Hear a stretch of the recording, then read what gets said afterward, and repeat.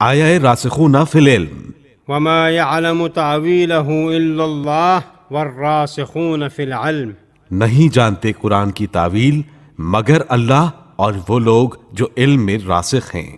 ابو سعید خضری سے روایت ہے کہ میں نے رسول اللہ صلی اللہ علیہ وآلہ وسلم سے سنا کہ آپ صلی اللہ علیہ وآلہ وسلم نے فرمایا، تم میں سے ایک شخص تعویل قرآن پر جنگ کرے گا جس طرح میں نے تنزیل پر جنگ کی ہے۔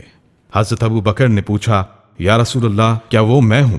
آپ صلی اللہ علیہ وآلہ وسلم نے فرمایا نہیں۔ حضرت عمر نے پوچھا، اے اللہ کے رسول کیا وہ میں ہوں؟ آپ صلی اللہ علیہ وآلہ وسلم نے جواب دیا، نہیں بلکہ وہ جوتا گانٹنے والا ہے۔ اس وقت حضرت علی علیہ السلام حضرت صلی اللہ علیہ وآلہ وسلم کی جوتے کی مرمت کر رہے تھے۔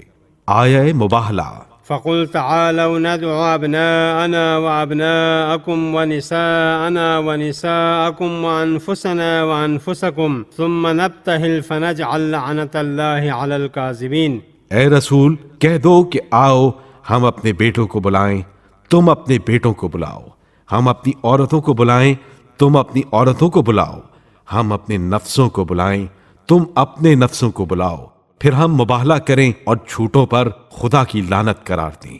اس آیت میں ابناءنا سے حضرت امام حسن اور امام حسین، نساءنا سے حضرت فاطمہ اور انفسنا سے حضرت علی علیہ السلام مراد ہیں، یعنی خدا نے حسنین علیہ السلام کو رسول صلی اللہ علیہ وآلہ وسلم کا بیٹا قرار دیا اور علی علیہ السلام کو نفس رسول۔ حضرت رسول خدا صلی اللہ علیہ وآلہ وسلم مباہلہ کے لیے اس شان سے نکلے کہ حضرت امام حسن علیہ السلام آپ صلی اللہ علیہ وآلہ وسلم کی انگلی پکڑے ہوئے، امام حسین علیہ السلام کو گود میں لیے ہوئے، حضرت فاطمہ سلام اللہ علیہا آپ صلی اللہ علیہ وآلہ وسلم کے پیچھے تھیں، اور حضرت علی علیہ السلام حضرت فاطمہ سلام اللہ علیہا کے عقب میں چل رہے تھے۔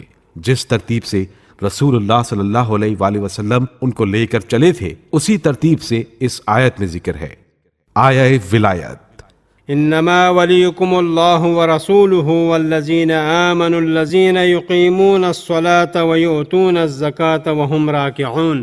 تمہارا ولی اللہ ہے اور اس کا رسول اور وہ صاحبان ایمان جو نماز قائم کرتے ہیں اور حالت رکوع میں زکوٰۃ دیتے ہیں۔ شیعہ اور اہل سنت کی کتب میں بہت سی احادیث اور روایات موجود ہیں جن کے مطابق یہ آیت امام علی علیہ السلام کی شان میں نازل ہوئی ہے۔ ان احادیث کے مطابق ایک فقیر مسجد نبوی میں داخل ہوا اور مسجد میں موجود افراد سے کمک کی درخواست کی، لیکن کسی نے اسے کچھ نہ دیا۔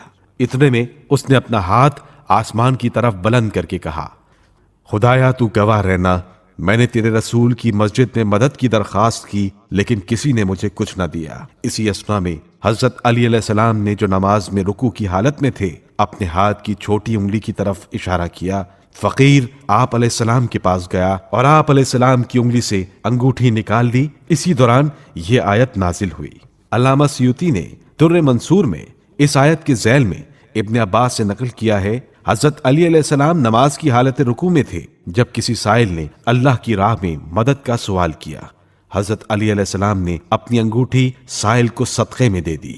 رسول اکرم صلی اللہ علیہ وآلہ وسلم نے سائل سے پوچھا، تمہیں یہ انگوٹھی کس نے دی ہے؟ سائل نے حضرت علی کی طرف اشارہ کیا اور کہا، اس مرد نے جو کہ حالت رکوع میں ہے۔